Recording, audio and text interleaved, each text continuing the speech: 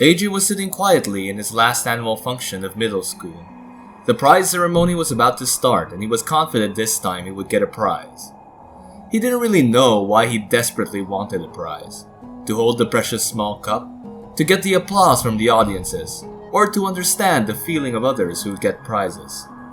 In the previous years, he tried very hard and participated in all the activities, academics, literature, and sports and whatnot to stand in the big stage to receive the prize, amidst thundering applause of the audiences.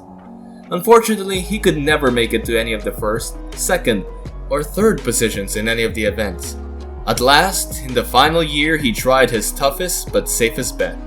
Target, the student with the most attendance. He had to not miss any day at school to receive this precious cup in this category. To do so, he had to come every single day when school was open.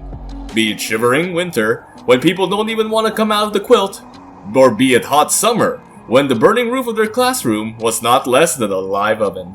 He came to class even when he fell sick and his body revolted to provide any support for him. The coveted prize, the student with the most attendance, was about to be announced. He was restless with anxiety and expectation, though he was quite sure to win it. But destiny did not support him. In his effort and dream, both shattered. It was not his name. He checked the records to later find himself in absence for 2 days due to the leave he applied for his mother's sickness. No matter what, he had already lost his final chance to stand on this big stage to receive the prize and accomplish his dream. He tried hard to forget this failure, but deep in his heart, the dream was still alive, without even getting slightly faded. All the hard work he did to reach that big stage paid off in a way, when after 8 years of long wait, he became an officer in the army. His commitment to get the prize or medal was enormous. He was one of the brightest officers to let the nation be proud of. During the Kargil War, he was fighting for his country. He lost one of his limbs and he was decorated with many accolades, but he always felt that something was missing. He was retired after his victory and returned to the same small town after a whole decade. He never applied a day in leave for these 10 years of army service. Nonetheless, stories of his bravery reached the town much earlier to him. One day, he was invited by the principal of his old middle school.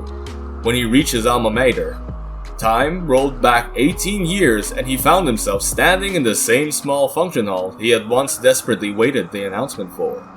The student with the most attendance. The school was feeling proud to have him as his chief guest on its annual day.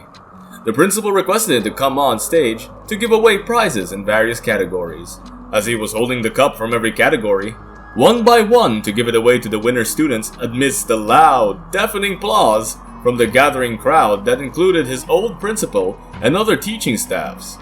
His cheers could not control but came out to be evident of this glorious moment. Today, the much-awaited dream he would accomplish on this very same stage.